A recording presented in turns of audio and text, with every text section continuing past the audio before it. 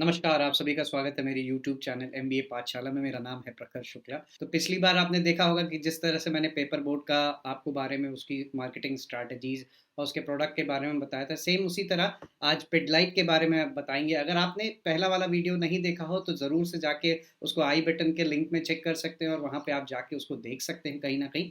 आज चलिए शुरू करते हैं पिडलाइट के बारे में। आपको जैसे कि आप देख रहे हैं कि आज मैं वहाँ पे आपको उसकी हिस्ट्री के बारे में बताऊँगा, उसके प्रोडक्ट्स के बारे में बताऊँगा और उसके स्ट्रैटेजीज़ कि कैसे वो कस्टमर को आज इतना पॉपुलर ब्रांड बन चुका है, किस तरह से उन्होंने ये चीज़ को अटेन किया और किस तरह से उनका मार्केट ड्रिवन है। तो आज ये चलिए जानेंगे। तो सबसे पहले मैं थोड़ा-सा आपको बता देता हूँ कि पिडलाइट की हिस्ट्री के बारे में। तो पिडलाइट इंडस्ट्री लिमिटेड जो है कि इंडियन एडहेसिव की एक मैन्युफैक्चरिंग कंपनी है ये, और ये फाउंड की गई थी 1959 में बलवंत पारेख जी के द्वारा। पहले आप ये समझिए कि कैसे एडहेसिव का मार्केट एक्सपेंशन हुआ अपनी कंट्री इंडिया में, क्योंकि इससे पहले जो हम लोग यूज़ करते थे एडहेसिव यूज़ करने के लिए कारपेंटर्स वगैरह, तो कहीं न कहीं वो चमड़ी वगैरह का फैट जो एनिमल्स के फैट का वो होता था, उससे उसके रेज़िन्स वगैरह से करते थे। तो कहीं न कहीं अपने इंडियन कल्चर में थोड़ा-सा एनिमल्स के थ्रू जो ये सारी चीज़ें एक्सट्रैक्ट करी जाती हैं, उसको बहुत अच्छी तरीके से हम नहीं कहते हैं। तो उसके यूज़ के लिए कहीं न कहीं बलवंत जी ने इसको एक साइंटिफिक मेथड, साइंटिफिक केमिकल के द्वारा उसको करके देखा और बहुत अच्छा तरीके से आज वो मार्केट को ड्रिवन कर रहे हैं, क्योंकि एक कहीं न कहीं एक ही कंज़्यूमर सेंट्रिक कंपनी है, जिसका एक क्वालिटी और इनोवेशन में काफ़ी ज़्यादा इम्पैक्ट है कि वो बहुत ज़्यादा उस पे इम्पैक्ट करते हैं कि सालों-साल उनके प्रोडक्ट्स चलते हैं और डेफ़िनेटली कहीं न कहीं। और जो सबसे इम्पोर्टेंट बात है, ये मैं आपको बताता हूँ कि जिस सेगमेंट के लिए ये बना है, ये यहाँ पे सिर्फ़ अपने घर में ही नहीं, अपनी इंडस्ट्रीज़ में भी यूज़ होता है और कहीं न कहीं small scale industry, large scale industries और एडहेसिव के फॉर्म में भी होता है। उसका कहीं न कहीं यूज़ेज़ सीलेंट के फॉर्म में भी उसको यूज़ किया जाता है। वाटर प्रूफिंग सॉल्यूशंस भी पिडलाइट प्रोवाइड करता है। कंस्ट्रक्शन के केमिकल्स भी प्रोवाइड करता है और आपने देखा होगा आमतौर पे बच्चे जो आर्ट एंड क्राफ्ट में भी कई सारी चीज़ों को यूज़ करते हैं। और आपने देखा होगा कि अगर आपके घर में कोई चीज़ टूट जाती है, तो कहीं न कहीं हम पिडलाइट का ही प्रोडक्ट एक फेविक्विक है, जो उसको हम यूज़ करते हैं अपने घर में भी। फेविक्विक है, डॉक्टर फिक्सिट है, रॉफ है, ठीक है, साइक्लो है, रानीपाल है, हॉबी आइडियाज़ करके है, एम-सील है, एक्रोन है, ये मार्केट में स्टैंड है। इनका करीबन अगर स्टेक देखें तो ये नंबर 1 हैं अपनी एडहेसिव मार्केट की, नंबर 1 प्लेयर हैं एडहेसिव। ऑल्दो और भी प्लेयर्स हैं, लेकिन कहीं न कहीं ये इस समय वो, क्योंकि इन्होंने जो ट्रस्ट कमाया ना, इन्होंने जो सबसे पहले शुरुआत करी, वो एक ट्रस्ट जो क्योंकि कहीं न कहीं जो इनके कस्टमर्स थे वो बहुत ज़्यादा, ऐसा नहीं था कि बहुत ज़्यादा पढ़े-लिखे थे। तो उनको कहीं न कहीं समझाना एक बहुत ही इम्पोर्टेंट बात थी और जिस तरह से इन्होंने किया है, ऐसे भी कस्टमर्स हैं इनके पास जो करीबन इनके साथ 25 साल से जुड़े हुए हैं। और उसका रीज़न सिर्फ़ यही है कि जिस तरह के बॉन्ड ये प्रोवाइड करते हैं, तो ये बहुत इम्पोर्टेंट है। और डिफरेंट-डिफरेंट तरीके से भी ये अपनी चीज़ों को एक्सपैंड करते हैं। बहुत सारे क्लब्स वगैरह भी इन्होंने बना रखे हैं कि वो उन कारपेंटर्स वगैरह, उन प्रोफेशनल्स वगैरह का, उन आर्किटेक्चर्स वगैरह को हेल्प कर सकें उनके मॉड्यूल्स में। वो आगे हम जानेंगे। और थोड़ा-सा मैं आपको इसकी जर्नी के भी बारे में बता देता हूँ कि पिडलाइट की कैसी एक जर्नी रही, कि पहले जो उन्होंने शुरू किया और फिर एक बिल्डिंग पावर ब्रांड्स को कैसे उन्होंने अपनी ब्रांड को एक पावरफुल ब्रांड क्रिएट किया, पायनियर कैटेगरीज़ में, अपनी ही कैटेगरीज़ में अपने आप को एक्सप्लोर किया। साथ ही साथ आज सिर्फ यही नहीं, अपनी कंट्री इंडिया में ही नहीं, बल्कि देश-विदेश में भी इनका बहुत अच्छा ग्रोथ हो रहा है। तो मैं जैसे कि आपको बताया ही था कि इससे पहले 1959 में इन्होंने अपने आप को लॉन्च किया, कमीशन को अपने एक्रोन बे ब्रांड के थ्रू उसको लॉन्च किया और कहीं न कहीं वो एडहेसिव मार्केट मार्केट में आया। साथ ही साथ फेविकोल 1965 में फेविकोल एक नंबर 1 चॉइस की तरह कारपेंटर्स की आया और बहुत अच्छे तरीके से उसको यूज़ किया गया। साथ ही साथ 1984 में इन्होंने और भी कंज़्यूमर जो प्रोडक्ट्स थे, उसकी और डिवीज़न को एक्सपैंड किया, क्योंकि सिर्फ़ ये उसी मार्केट तक स्टेबल नहीं रहना चाहते थे और अपने आप को बढ़ाना चाहते थे। तो उन्होंने कंज़्यूमर मार्केट्स में भी आने को थोड़ा-सा किया। 1993 तक इन्होंने अपनी कंपनी को लिस्ट करा लिया, पब्लिक करा दिया तो कहीं न कहीं और भी, ताकि उनका एक्सपेंशन हो सके और कंपनी की ओवरऑल एक ग्रोथ हो सके। 2000 में आते-आते इन्होंने एक एमसील की कंपनी को भी, सीपीएमएनटी को भी, इसको भी एक्वायर किया था और उसके बाद 2001 में, क्योंकि वाटर प्रूफिंग सॉल्यूशन आपको पता ही होगा डॉक्टर फिक्सिट है, तो उसको भी उन्होंने एक्वायर किया। 2002 इनके लिए बहुत ही अच्छा साल था, क्योंकि इनका एक ऐड था जो कि एक ग्लोबल प्रेजेंस उसने बनाई। जो कांस लॉयन फेस्टिवल होता है, सिल्वर लॉयन स्क्रीन के लिए जो फेस्टिवल होता है, उसमें इनको नामित किया गया। बेस्ट क्रिएटिविटी 2002 का अवार्ड भी इनको दिया गया, क्योंकि जिस ऐड के थ्रू इन्होंने कनेक्ट किया था ना, कि जिस तरीके से कि बहुत सारे लोग उससे हैं, लेकिन फेविकोल का बॉन्ड है तो वो आपको जोड़े रखेगा, मजबूती का जोड़ है ये।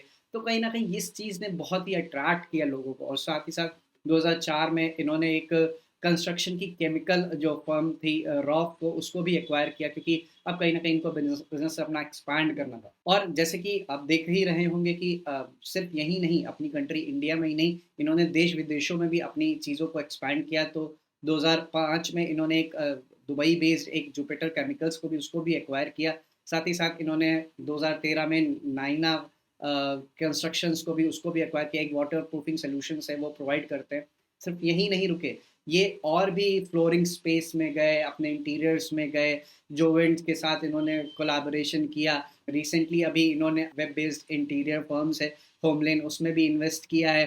पेपर फ्राई जो कि आपने देखा होगा कि एक फर्नीचर का पूरा एक स्टोर, ऑनलाइन स्टोर बना है, उसमें भी इन्होंने इन्वेस्ट किया। तो अगर आप देखें तो कहीं न कहीं ये जिस तरह से ग्लोबल इम्पैक्ट अपना बनाना चाह रहे हो, जिस तरह से अपनी उस कंज्यूमर लाइन को हेल्प हो, क्योंकि इनका जो मेन डिवीज़न है, कहीं न कहीं वो इंडस्ट्री से भी रिलेटेड है, होम से भी रिलेटेड है। तो जिस तरह से फर्नीचर को इन्होंने टेक ओवर किया, ये बहुत ही अच्छे तरीके से उस चीज़ को रन कर रहे हैं। ये और भी प्रोडक्ट्स के जो डिफरेंट डिफरेंट ब्रांड्स हैं, सिर्फ फेविकोल ही नहीं, उसके और भी ब्रांड्स हैं।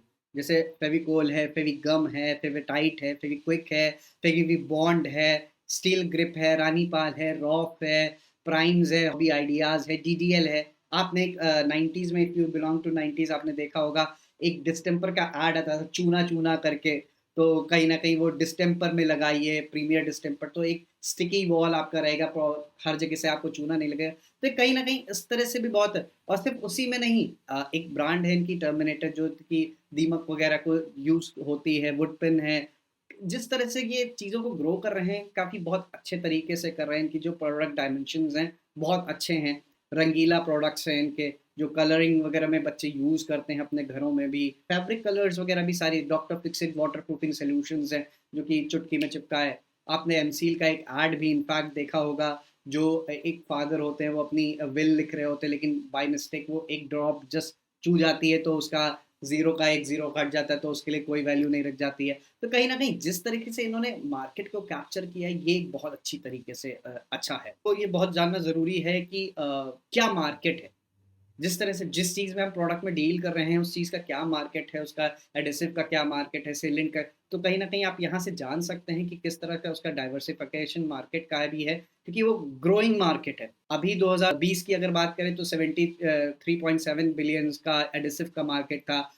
उसी तरह सीलेंट का जो मार्केट था वो 10.3 बिलियंस था, और जो कि प्रोजेक्टेड है, जो कि 2027 तक कहीं करीबन अगर आप देखोगे तो 64.7 बिलियन एडेसिव का मार्केट होने की बात है। सीलेंट का मार्केट जो है वो 15 बिलियन होने की बात है। तो ये कहीं न कहीं अगर आप देखोगे ना, तो इसमें कित आगे जा रहे हैं, ये भी बहुत अच्छी बात है, क्योंकि अब कहीं न कहीं हर आदमी को एक प्रॉपर सॉल्यूशन हर एक पर्टिकुलर चीज़ का चाहिए। तो वो पिडलाइट के थ्रू आप देख सकते हैं, कहीं न कहीं अगर आप उस चीज़ को, उनके प्रोडक्ट्स को यूज़ करते हैं। देखिए, क्योंकि बहुत ही इम्पोर्टेंट है, आप ये जानो कि आपको एक कस्टमर रिलेशनशिप बनाना होता है, तो पिडलाइट ने उस पे भी फ़ोकस किया। ये फेविकोल चैंपियंस क्लब एक रन करते हैं, जहाँ पे जो इनके वेंडर्स हैं, जो इनसे जुड़े हुए हैं, जो प्रोफ़ेशनल्स इनसे जुड़े हुए हैं, उनको ये वहाँ पे कोलैबोरेट करते हैं, उनके साथ जुड़ते हैं, एक नेटवर्क बनाते हैं। जैसे कहीं न कहीं तो ये श्रम दिवस है, एक ये श्रम दिवस मनाते हैं, ताकि जिस तरह से एक दिन का आप अपने श्रम का दान कर सकें, ताकि जहाँ पे जो अंडर प्रिविलेज्ड लोग हैं, उनको जाके अपनी चीज़ों को सही कर सकें। तो ये भी इनिशिएटिव चलाते हैं। साथ ही साथ एक वृक्षारोपण का कार्यक्रम भी एक करते हैं। हर साल ये करते हैं, ताकि और पेड़ लगाए जा सके, और लोगों को कनेक्ट किया जा सके। नेटवर्क बनाते हैं इससे, कहीं न कहीं आप हमारे काम आ सकते हैं, हम आपके काम आ सकते हैं। तो ये एक बहुत अच्छी चीज़ है। साथ ही साथ मैं आपको थोड़ा-सा और बताना चाहूँगा, जो इस इनके मार्केटिंग कम्युनिकेशंस हैं, जो पिडलाइट का बहुत ही प्रॉमिसिंग मार्केटिंग कम्युनिकेशन है। आपने ओगलवी का नाम सुना होगा, पीयूष पांडे जी का नाम सुना होगा। इनके साथ पारेख जी का कोलैबोरेशन था, और बहुत सारा, जो अगर आप देखोगे, एक मूंछों वाली करके अभी रिसेंटली इन्होंने एक 50 इयर्स उसके सेलिब्रेट किए, ओगलवी ने भी इसके। तो यहाँ पे जो मूंछों वाली था, अगर मैं उसका आपको कॉन्सेप्ट बताऊँ, तो आप कहेंगे कि कितना क्रिएटिव चीज़ सोच सकते हैं। यहाँ पे एक बचपन में अपने एक स्किट के लिए बच्चे ने अपनी मूंछें लगाई, एक लेडीज़ ने अपने मूंछें लगाई, और उसको पोर्ट्रे किया। तो जैसे-जैसे वो बड़ी हो रही थी, उस चीज़ को वो उसी के साथ कंटिन्यू कर रही थी। वो बड़ी हुई, लेकिन वो मूंछें नहीं हटी, क्योंकि उन्होंने फेविकोल से इसको स्टिक कर रखा था। तो और साथ ही साथ यहीं पे वो क्रिएटिविटी खत्म नहीं हुई, वो मजबूत जोड़ यहीं पे नहीं खत्म हुआ। वो मजबूत जुड़ जब वो नेक्स्ट बर्थ भी हुआ तो जब पैदा हुई तो उसके साथ उनका फिर से वो हुआ, तो एक कहीं न कहीं ये जो कनेक्शन उन्होंने बिल्डअप किया और जिस तरीके से स्केल अप किया, आपने देखा होगा कि इनका एक 90s में ऐड भी चला था, दम लगा के हईशा, जो कि बहुत ही प्रॉमिसिंग था। हम उसको एड्स अपने वर्ल्ड कप्स वगैरह में भी हमने उसको देखा था कि किस तरह से कप को अपनी तरफ खींचे, तो ये बहुत ही प्रॉमिसिंग चीज़ें हैं। और देखिए अब बदलते समय में आपको चीज़ों को एक्सपैंड करना पड़ता है, उसके अकॉर्डिंग करना पड़ता है, तो उन्होंने सिर्फ फेविकोल ने वहीं पे नहीं, अब वो यंग प्रोफेशनल्स के लिए फेविकोल डिज़ाइन आइडिया भी लेकर आए हैं, जहाँ की एक वेब बेस्ड प्लेटफॉर्म है, जहाँ पे हज़ारों की संख्या में लोग उनसे जुड़े हुए हैं। अब घर बैठे वो अपने लिविंग रूम के डिज़ाइन के बारे में जान सकते हैं, बेडरूम के डिज़ाइन के बारे में जान सकते हैं। जिस तरह से कंपनी का एक्सपेंशन हो रहा है, सिर्फ इंडिया में नहीं, बाकी के देशों में भी हो रहा है, तो अभी जो उनका ग्लोबल प्रेज़ेंस है, वो 14 कंट्रीज़ में भी है। सही साथ ही साथ बांग्लादेश जैसी कंट्री में, इजिप्ट में भी है, मैन्युफैक्चरिंग फैसिलिटीज़ भी ये वहाँ पे प्रोवाइड करते हैं। ग्लोबल नेटवर्किंग अगर मैं उसकी बात करूँ तो उनके जो सब्सिडरी ऑफिस वगैरह में हैं, वो सिंगापुर में भी हैं, यूएसए में भी हैं, ब्राज़ील में भी हैं, यूएई में भी हैं, इंडोनेशिया में भी हैं, इजिप्ट में भी हैं, म्यांमार में भी है, इथियोपिया में भी है, थाईलैंड में भी, श्रीलंका में भी हैं, केनिया में भी हैं और घाना में भी हैं। मोस्टली जो इनके प्रोडक्ट्स हैं, मैंने जैसे अभी आपको बताया था कि इन हाउस हैं, तो एक बहुत ही स्ट्रॉन्ग उनको हेल्प मिलता है इस चीज़ की वजह से कि अपनी चीज़ों को वो जल्द से जल्द और जिस तरीके से कंज्यूमर की तरफ से उनके इनसाइट्स को डेवलप करते हैं, तो ये बहुत अच्छी चीज़ है। आपने देखा आज जिस तरह से कि अपने जो कंज्यूमर हैं उनके हिसाब से किस तरह से अपने को डिज़ाइन किया है, उनके डिफरेंट डिफरेंट आपने प्रोडक्ट्स भी देखे, एक ही स्पेसिफिक कंज्यूमर प्रोडक्ट्स हो, उनके डिफरेंट डिफरेंट रेंज के प्रोडक्ट्स हैं, मरीन का भी है। जिस तरह से यूटिलिटी उनकी बढ़ती रहे, जिस तरह से उस तरह से उन्होंने मॉडिफिकेशन अपने प्रोडक्ट्स में करते रहे, अपना एक प्रेजेंस बनाए हुए हैं और बहुत अच्छे तरीके से चीज़ों को कर रहे हैं। आज के लिए बस इतना ही। अगर आपको मेरा वीडियो पसंद आया हो तो प्लीज़ ज़रूर लाइक, शेयर एंड सब्सक्राइब ज़रूर करिएगा और कमेंट करना नहीं भूलिएगा। कहीं न कहीं इससे हमें भी मोटिवेशन मिलेगा और मैं और नई-नई डिफरेंट डिफरेंट कंपनियाज़ आपके सामने ला पाऊँगा, ताकि और भी आपको उन चीज़ों के बारे में बता सकूँ। आप मेरे इंस्टाग्राम से भी जुड़ सकते हैं, जहाँ पे अगर आप मुझे कोई भी क्वेरी पूछना चाहते हो तो डेफ़िनेटली, या आप कुछ भी बताना चाहते हो तो एक बहुत ही अच्छा तरीका रहेगा, अगर उसको नेक्स्ट फॉर्म में एक्सप्लेन करेंगे तो हमारे लिए भी बहुत अच्छा रहेगा। Thank you so much. आज के लिए शुक्रिया।